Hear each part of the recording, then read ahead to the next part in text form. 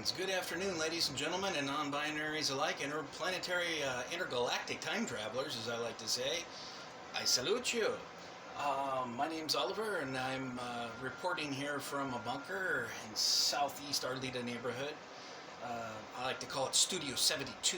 Today, I'm addressing this was the first day of the Patriot Prayer Trial, 7/18/2022.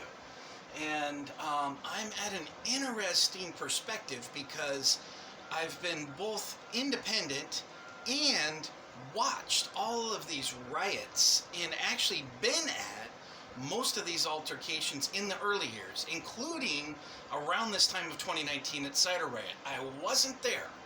And the reason I don't think I was there is because I think this was a part of, it wasn't announced, and it was Cider Riot was hosting some sort of, smash the fash, it was Cider Riot owner, who's now bankrupt, by the way. Cider Riot owner aligned himself publicly with ACAB, anarcho-communists. That's, Antifa, whatever you want to call these operatives, some local, some unknown. He aligned with them, maybe even doing fundraisers. They were definitely partying there. Cider Riot was the party spot for the Smash the Fash. And so that's where this so-called brawl broke out. Now I'm reading here because I don't remember all the names, and it's a little fuzzy, I've got to admit, after 3 years. Joey Gibson, Russell Schultz, and Mackenzie Lewis are facing a criminal charge of riot relating to a clash between two activist groups outside Cider Riot in Northeast Portland on May 29th, 2019. And so that, barely northeast. Cider Riot is steps from Burnside, which is East Burnside. So it's right there on the cusp, but when people hear northeast, you think, oh, it's way out deep in the hood. No, it's not. But that's irrelevant. And the other significant thing there is that they're calling them activist groups. So these are activist groups in this description, but yet we have riot charges for the Patriots, but no riot charges ever for years and years and years of rioting here in Portland over these politics. No charges of rioting for them. But here we have this. What isn't in this story and what follows next is the assassination of a Patriot Prayer member. Had his hat on, Patriot Prayer in downtown Portland. They assassinated him. 2 shots, pop, pop, and killed him dead. Rest in peace. That's not in this. That probably wouldn't have been admissible in court. Should be. That's the reason I think that this entire charges in this trial should be thrown out, tossed out. Now, I understand that the Wheeler was running out of options. We were running out of money as a city, to be honest. This was costing us millions in security.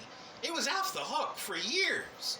This is when it was really the tail end, and I obviously quit attending, watching things on live streams. And then the other thing I wanted to say here is, according to an arrest affidavit, the deputy district attorney says video of the altercation shows Gibson and 2 others were taunting and physically threatening members of the Antifa group in an effort to clearly designed to provoke a physical altercation.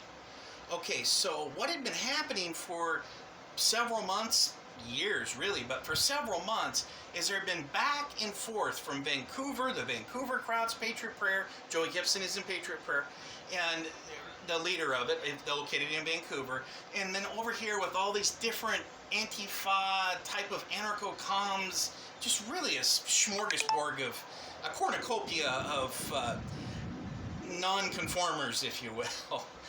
And so this is, I don't see this in the video. I happen to catch, there's a live stream of this happening on comonews.com. I don't know if there's other ones. I don't know if the Oregonian's doing that. I don't think anybody else here locally has got a camera in the courtroom. So this Como News, they actually have it. So they're in a 10-minute break. I'm going to jump back on there and see what this next witness says. But the witness that just got off with the red beard and the red hair.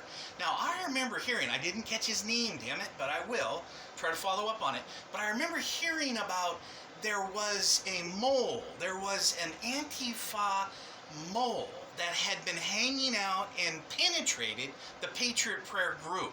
That's who I think I just watched and listened to. He was on the stand. It was his video that they were reviewing.